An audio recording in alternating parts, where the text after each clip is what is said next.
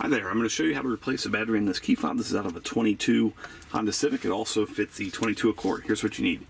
One of the 2032 batteries. You can get these off Amazon. They're very inexpensive. There's a link below in the description that will take you straight there. And then also a flat blade screwdriver about this size. First thing you want to do is remove this mechanical key. Do that by pressing this button right here and pulling that out. Once you have that out, there's a little tab right here.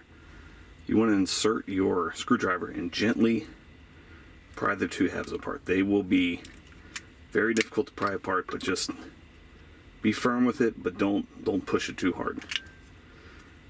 Now this side right here is where the battery is. Obviously it may come out in this tray, so just stick your screwdriver here, pull out the old battery, take your new battery, put it negative side down, and you'll see it beep red once it's in.